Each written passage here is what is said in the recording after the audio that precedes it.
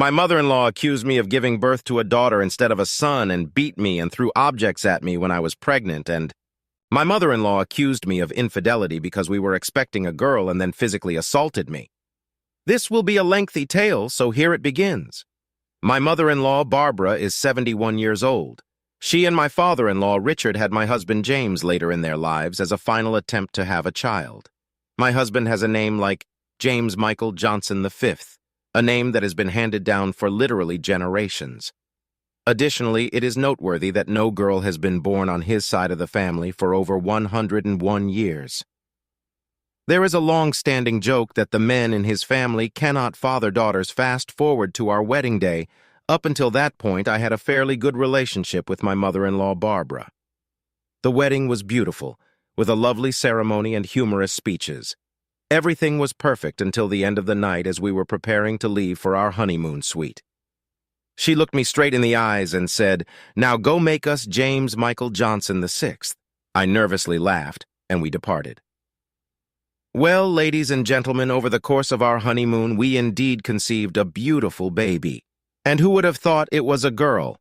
Everyone was astounded when we announced we were having a girl. Most of the family did not believe it until she was born. That is when the nasty remarks began.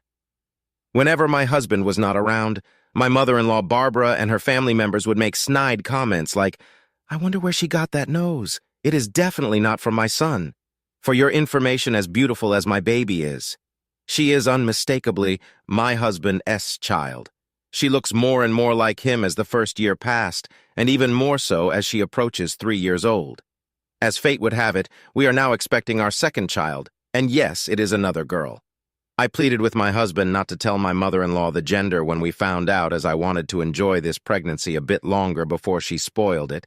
I had kept the cruel remarks his mother made about our first daughter to myself. As she is old and in poor health, I felt guilty about potentially damaging their relationship, considering she might not have many years left. To clarify, my mother-in-law is not dying or anything. She has just been in extremely poor health her whole life. She smokes over a pack of cigarettes a day, eats junk food constantly, only drinks Diet Coke, refuses to exercise, etc. I once offered her water after she nearly passed out from walking 20 steps, and she gagged and said, "That is disgusting. Water makes me nauseous. Get me my Diet Coke." Anyway, my husband insisted on announcing the news during our next visit. And oh boy, as soon as she heard it was another girl.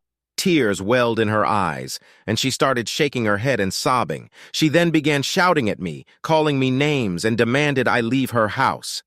My husband immediately stood up and began yelling at her, asking what her problem was, and telling her she needed to apologize to me and watch her language in front of her grandkids.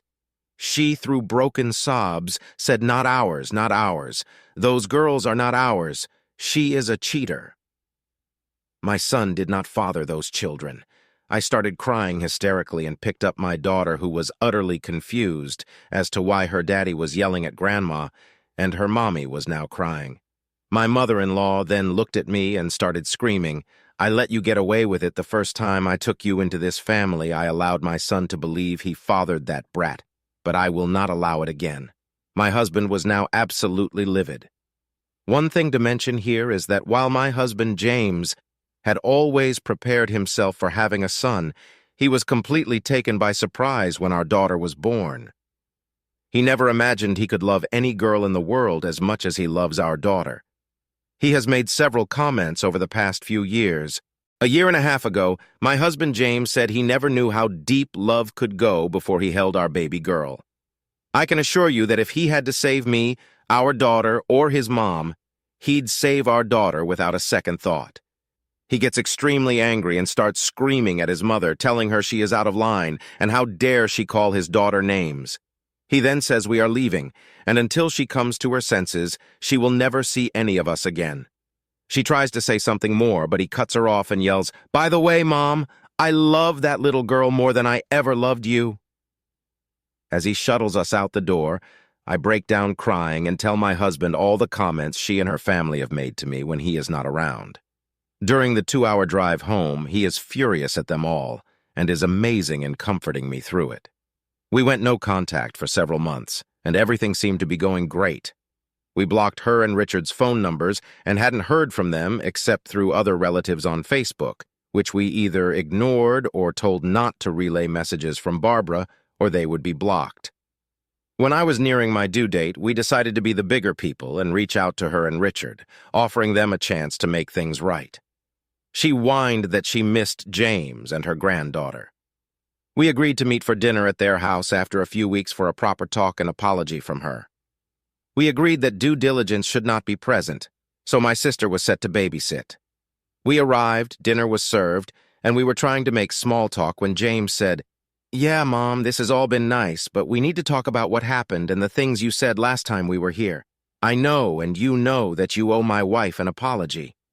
Barbara then looks at James and says, "Yes, do you have the test?" James, "What test?" Barbara, "The paternity test. I am not apologizing until I'm proven wrong, and we both know I'm right. You cannot be the father, and the fact that you have now apparently made 2 girls is ridiculous."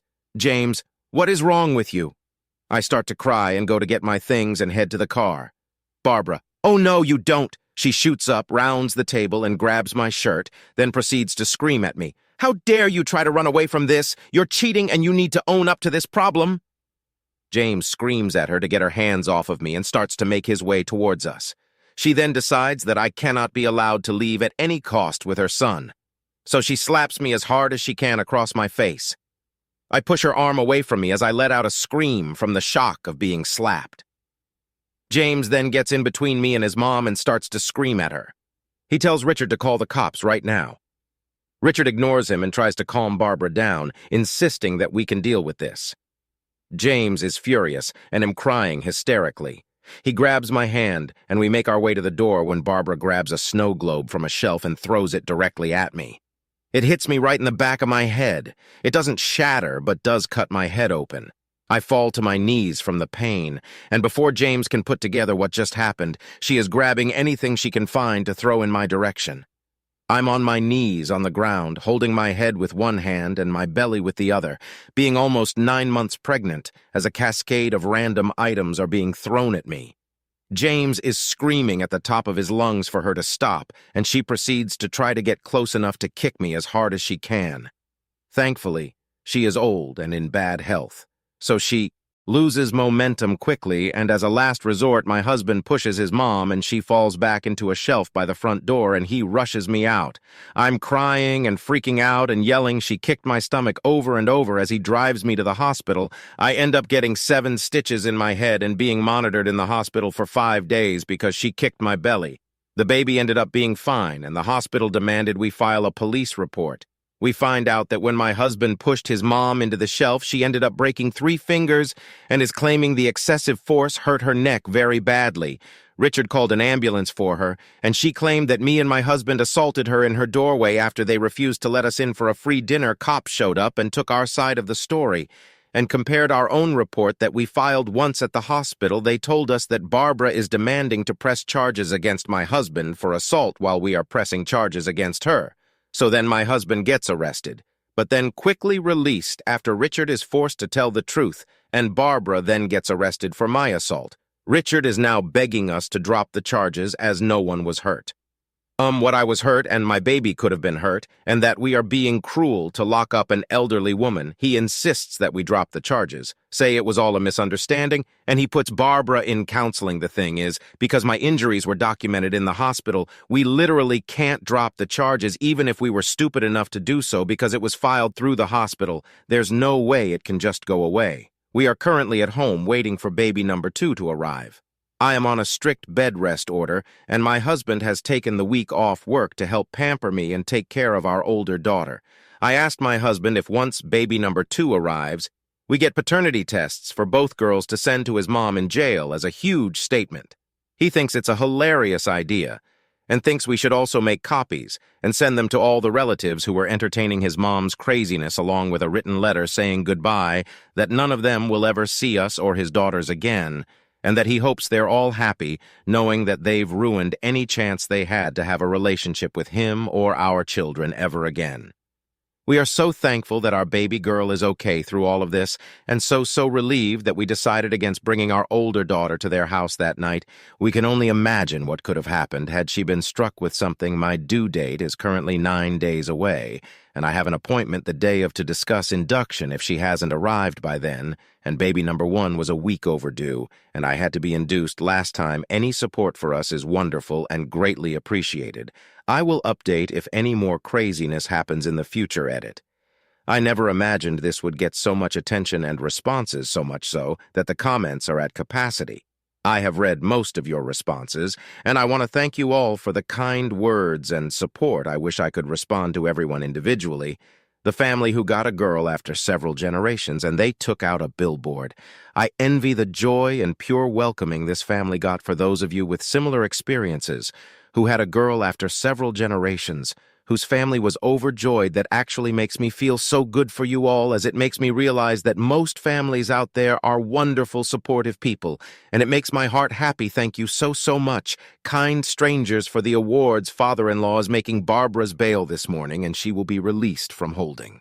We are going through with filing a restraining order and a no-contact order. They have to be 2 separate filings in my state. We will receive a court date within a few weeks, so we have time to prepare. My husband spoke with an attorney this morning, and the attorney mentioned that it would be a great idea to file for a paternity test through the court. It would be a lot cheaper this way, and there can't be any question about the authenticity. This way, it also won't be presented until it is used as evidence for the case. My husband has been nothing short of amazing. He is supportive and very protective of me and his girls, but I know he is having a hard time dealing with the emotions of his mother potentially serving a jail sentence.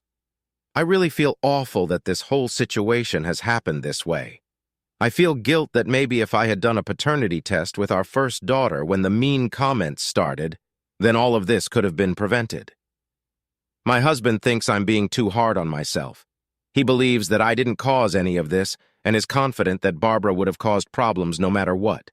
It's all about waiting for now, waiting for the baby to arrive, waiting for confirmation of the restraining order and no contact order, waiting for the court date, and waiting to see how much my hospital bill is going to cost us. My husband is out right now with our first daughter getting me breakfast and some snacks. I cannot tell you all how much I love this man and the family we have made. Family is what you make it. You don't have to settle for disrespect and seeking approval. He has made me realize how much he truly loves and believes in me at a huge cost. I feel so bad that he now views his mother as a despicable stranger, and I hope that me and the girls can continue to fill this new void for him going forward. I will update in a few weeks once our new baby is here and once the court stuff is done. Thank you again, everyone, for allowing me this platform for support. Update. So this is where it turns for the worst. We are home, and my husband has been a rock, very supportive and comforting to me the whole time. We went no contact with my mother-in-law and father-in-law, and I genuinely thought he was on my side. I had come up with the idea to do paternity tests on our girls and send them to my mother-in-law to get back at her, and it seemed like a great idea. We got in contact with a lawyer, and he suggested that we take the paternity tests through the court so we have it as evidence, and then the results couldn't be contested as fraudulent or fake. That sounded great, right? Well, over the next few days, my husband got more and more depressed. He started trying to get me to entertain the idea of minimizing my mother-in-law's actions and chalking up her behavior to old age. While I am aware that she is older, she's pretty sound-minded. I told him that she will be getting full screenings for her mental health when we go to court, and that while, yes, she's old, she doesn't get to assault me and accuse me of horrible things and use her age as an excuse. If she's found to have some mental issues going on, then I can deal with that. But that doesn't mean I ever want to be around her or have her around my kids. A few days go by, and I'm nearing my induction day because baby girl isn't making her entrance. I find out that my husband has been talking with Richard and Barbara behind my back. We get in a big fight, and he tells me that he still wants his mom to meet her granddaughter and that we can put this aside until the baby is here. Then afterward, once she's gotten to meet her, we can resume the legal issues. I am crying at this point as I thought he was supporting me through this, but in reality, he caved in less than 4 days to his mom. I reminded him that we have put in for a restraining order and no contact order, and that he has now broken it by contacting them. His response: "Well, the no-contact order is issued to you, not me, and the restraining order hasn't been approved yet, so mother-in-law can come meet baby girl number 2 before we get approved without breaking any rules." All I could do was shake my head and cry. I put my foot down and said absolutely not, and I couldn't believe he'd let his mom around me or the baby after she could have killed one of us. He said that I was overreacting as the baby was not injured and she wasn't actually trying to hurt the baby, just me. What? She kicked my very pregnant belly repeatedly after she threw a snow globe at my head. We got in a huge fight about me not forgiving her, holding grudges and being unreasonable, and eventually he just left. Where did he go? Yep, his mom's house a few hours away. He then called me sobbing and told me that if I could see his mom right now, I'd understand. Apparently, when he pushed her while she was assaulting me, he indeed broke 2 of her fingers, and she sprained her neck when she fell back into a shelving unit. She's laid up on a sofa in her living room, can't walk, and is in a severe depression. I should feel awful, according to him. The least I could do is let her meet her new grandchild and then figure out where to go from there. I'm so infuriated at this point because not only has he retreated to his mom's house, he left me alone with our oldest daughter, who is 2, while I'm supposed to be on bed rest with stitches in my head and an 8-pound baby in my uterus who refuses to come out, and I am so exhausted. He doesn't come home for the next 4 days until I'm supposed to check into the hospital for my scheduled induction. My sister comes to watch my oldest daughter, and my husband takes me to the hospital for the induction. We get set up, and they are poking me with things, shoving arms up where they don't belong, pumping me with Pitocin, and waiting to see if the baby will come. He mostly sat in the room on his tablet, as I was admittedly pretty cold and grumpy with him still, and wasn't acknowledging him very much. Finally, I started making progress with labor, and things were going well. The baby was starting to move down, and I was nearing the point where I needed to push. He did end up putting his tablet away and trying to get more involved, and at this point, I wasn't going to push the support away, as I was literally trying to push a baby out of me with no drugs. Finally, the baby started to crown, and my husband looks at the baby's head, looks at the nurse standing next to the doctor, and asks, "When do you do the paternity test?" I stopped mid-push, looked at my husband, and screamed, "What the heck?" The nurse was silent, looking back and forth between me and my husband. The doctor then looks at my husband and says, "Sir, we are here to deliver and take care of babies. If you have other personal relationship issues, you need to figure that out afterwards. We focus on baby and mom. This is not the place to ask questions like that." I immediately start crying hysterically and babbling stuff like, "It's not like that, it's his baby, his mom is crazy," and stuff. I am so mortified at the thought that these nurses and the doctor now think there's a chance my baby isn't my husband's, and there's no way I can explain the situation to them. I immediately felt judged by the nurse and couldn't help but feel like I had been robbed of a beautiful moment. My mind completely shut down, and the short time between crowning and when the baby comes out ended up taking an extremely long time because of how distraught I was. I was so angry at my husband. I asked him how could he do that to me? How could he ask that in front of the doctor and nurses when he knows it's his daughter? And it was my idea to do the tests in the first place. After the baby came out, I just held her, and she was beautiful and perfect. But I was so distraught I couldn't look at my husband. I hate to admit this, but I wouldn't let him hold her. I was just so angry.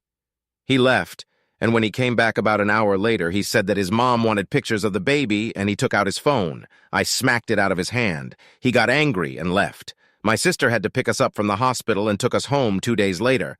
In my state, you have to take the baby back in 2 days after being home to do tests and a checkup to make sure the baby is maintaining weight and that there are no obvious signs of neglect.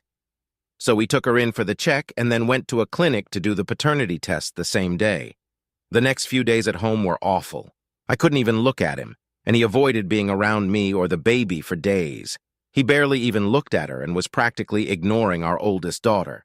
We got in a fight because I was trying to breastfeed the baby, and my oldest daughter was crying because Netflix wasn't working.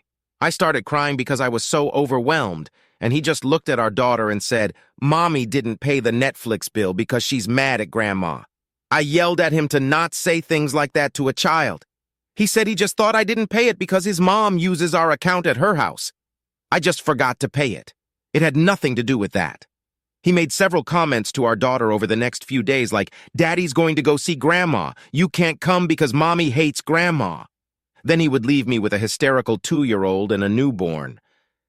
I'm not going to lie, I know that I'm dealing with crazy hormones and this is a horrible patch, but I seriously considered telling him I wanted a divorce right then and there. He left and I tried my best to cool off, but I couldn't. I've actually convinced myself that I want a divorce over his behavior. Am I going crazy?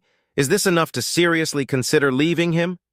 We got the results for the paternity test 3 days later, and for anyone who ever doubted me, y'all can ride with my mother-in-law to Crazy Town. Hez the father. He cried and told me he never doubted it and that he knew he was the dad.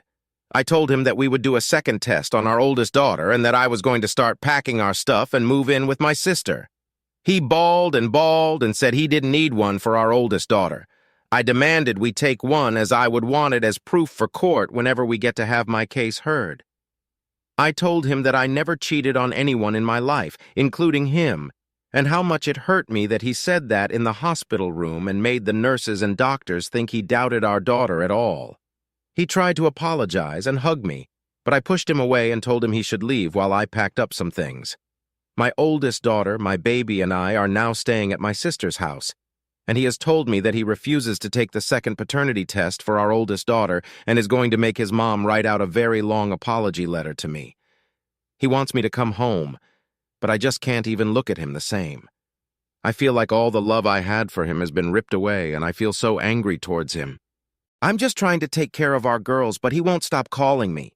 I told him he can see the girls anytime he wants, but he can't take them near his mom, and she is not allowed to be around them at all. I'm going to give myself a few weeks to sort out my feelings, but is this not enough to justify a divorce? I don't exactly want to go through with a divorce, but I really just can't even look at him the same, and I don't know how I could ever get past this.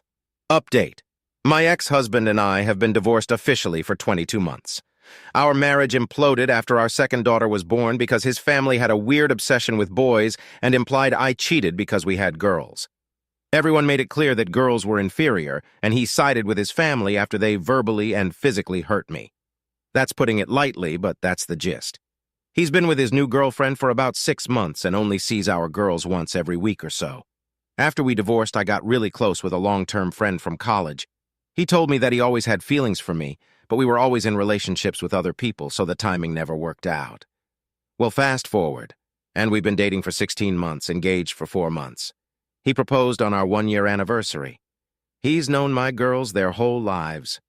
It's been a long time since I've been this happy.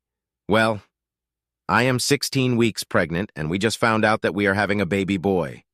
I haven't told my ex-husband yet and just kind of figured he'd get the idea when I'm visibly pregnant. We will start telling the girls in the next few weeks. I know I obviously have to address the situation with my ex. I know he's going to ask if we are having a girl or boy, and I am unprepared for how he will react about the baby being a boy, or, more realistically, how to navigate the situation when he does eventually find out the baby is a boy. I guarantee his reaction will be bad.